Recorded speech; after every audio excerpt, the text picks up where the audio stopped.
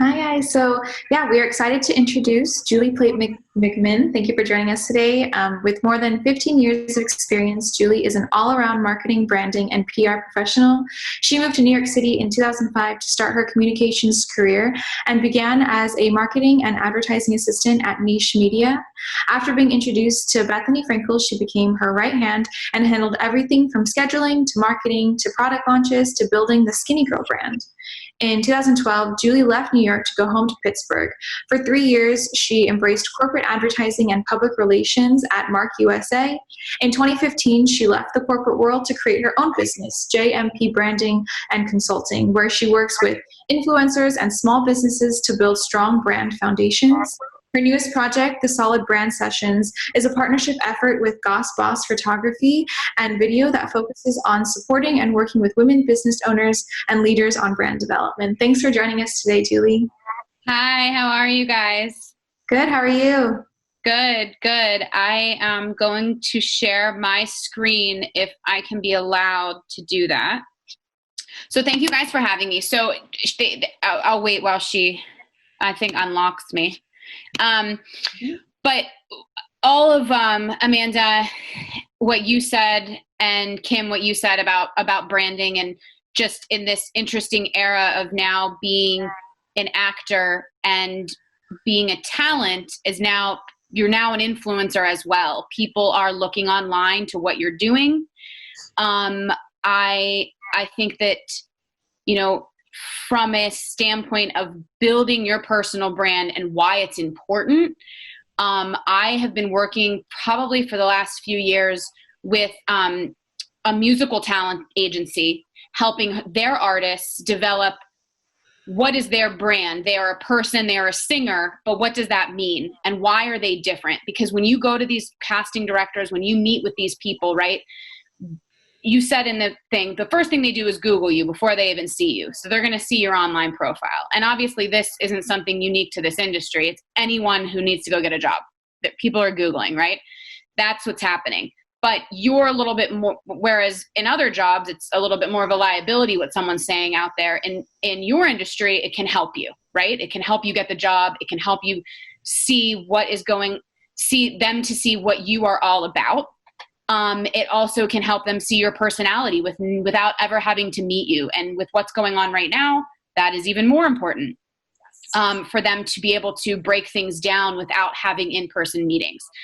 Now, the thing about the way that I've been working with these artists, which also translates to all of you, is that you have, when you start building this, and you don't need to change necessarily what you've already done online or the kind of person you are, but you need to take a step back and you need to look at yourself as if you were a brand. A little bit around my background and how I've worked is, right, I worked with Bethany Frankel, celebrities, a bunch of different marketing people in the early days of influencers when, none of this, you would Google people, but people didn't have huge profiles online, right?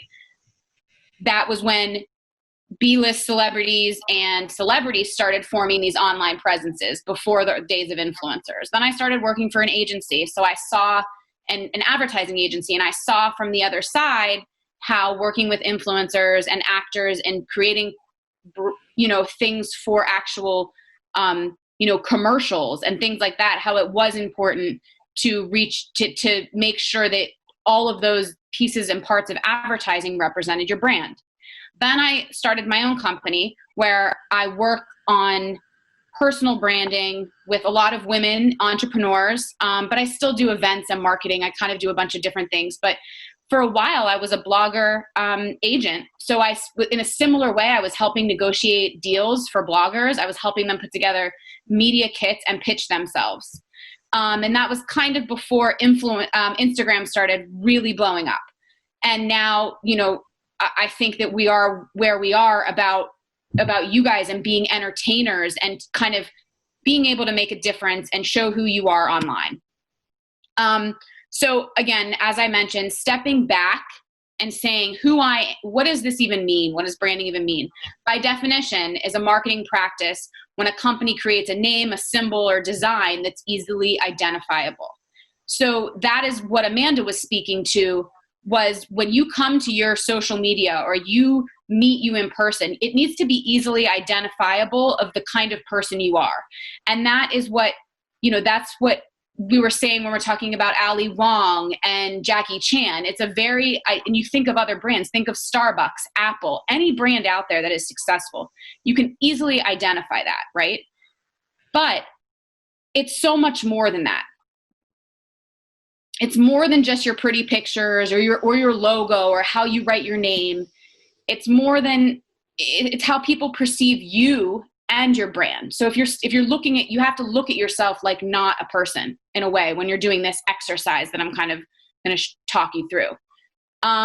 You have to look at yourself as a marketer, right? Why are you doing this? Why are you creating a brand? It's to drive new business and create sales, which for you means booking work. And increase your awareness as a person. These are the two reasons that marketers do what they do, to drive new business and to create brand awareness. So if we translate that into what you guys are doing, it's to book, and it's to increase your brand awareness online so that when someone searches you, they find you and they want to book you and they see why you're different. And the most important thing that it builds, right, for these people looking to book you, and then the people looking to you to be, this actor or this person, is that it builds loyalty and trust. And that's why brands do this. So there's no difference of why, as a person, as an artist, as a talent, that you shouldn't be aware of this.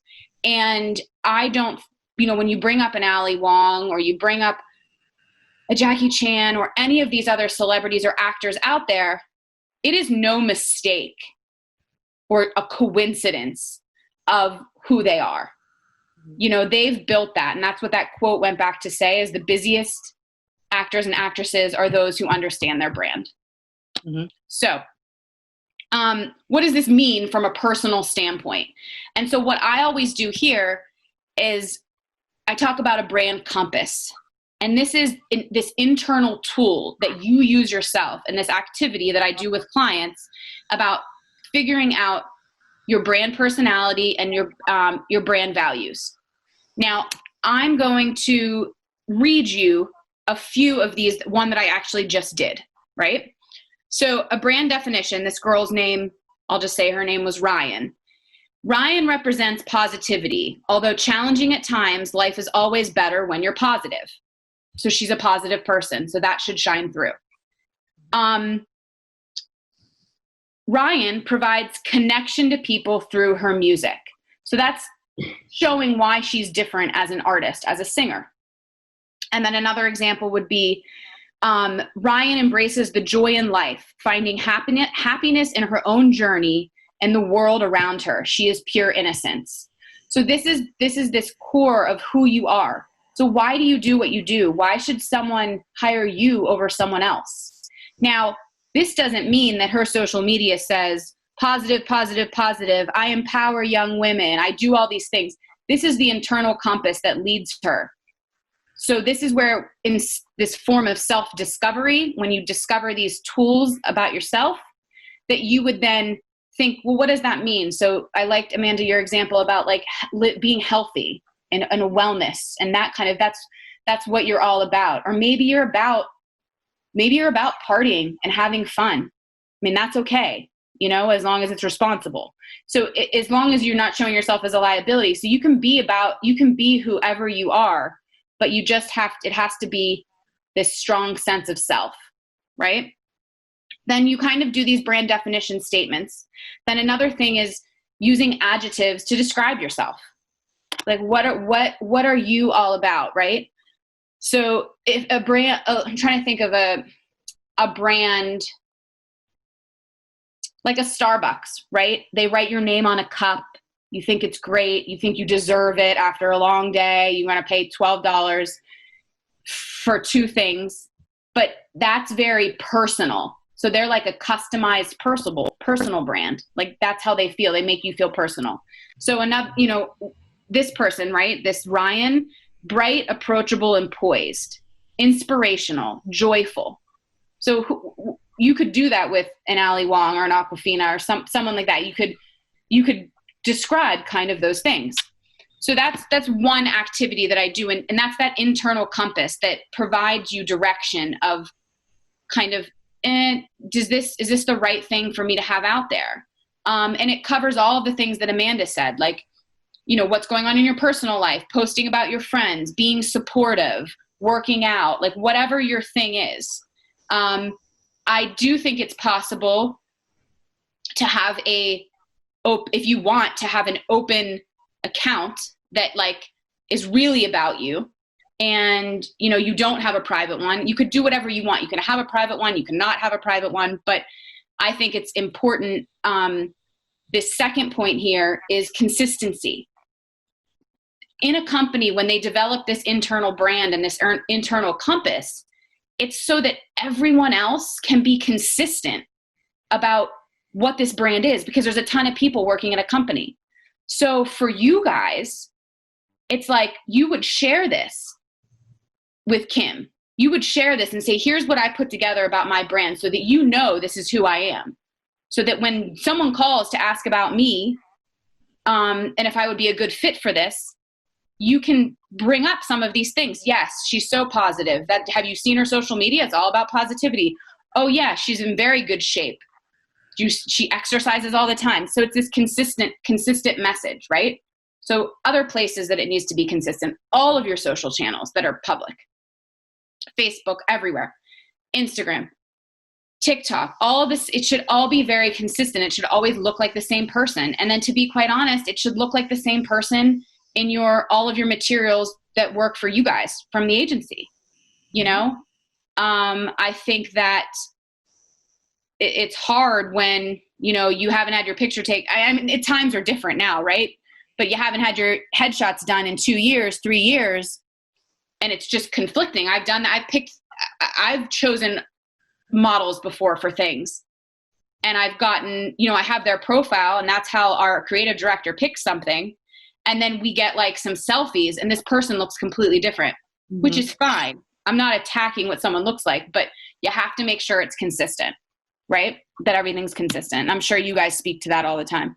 Oh my gosh. Yes. So this is kind of a this versus that. So headshots, those are very important to you guys, but think about it as like, what's your visual story, right? So you have your headshots, you have your profile that you guys have as an agency, but what is your visual story? How are you going to tell that? And that speaks to what Amanda said, making things look all the same.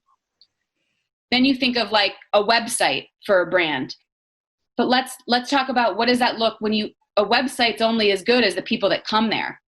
Mm-hmm. Someone comes to your website, and this brings me up. I don't know how you guys do it, but it's something that you said at the beginning, which is so important now, is that I think it's very important in your social media to show if you are a content creator. Because you're saying right now that people are getting hired because of their ability to have different things that they can create. So that if you have a website and you are a content creator, make it a portfolio, or have people have access to what you've created. Because if that's going to help you get a job, like Kim said, like you need to stand out. You need to let people know that you have done these things, that you're good at creating these things, that you have high quality photos that you were able to take yourself. Mm-hmm. And that's part of that user experience. When someone comes to see you, how easy is it to Google you? People have no attention span. If they cannot find you, it is over. Mm-hmm. So you have to build that. Social media, great, but let's think more about all digital touch points, which kind of goes back to what I just said. All those touch points. Think of them as someone Googling you. Think of it as someone just typing in your name. Google yourself. What happens? Type in your own name. Click on all your links. Make sure that all these touch points are connecting.